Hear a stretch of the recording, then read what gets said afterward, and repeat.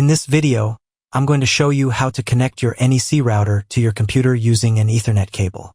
This is a simple and reliable way to set up a stable internet connection. Find the Ethernet ports on your router, which are usually labeled LAN. You'll typically see these on the back of the router, and there are usually 2 to 4 ports available for connecting multiple devices. Next, connect one end of an Ethernet cable to the LAN port on your router. Connect the other end of the Ethernet cable to your computer's port, typically found on the side of laptops or at the back of desktop computers. Your computer should automatically detect the connection. If it's not working, check to see if your router is turned on and set up correctly. In the video description, you'll find a tutorial on how to optimize your NEC router for improved performance, along with other useful guides.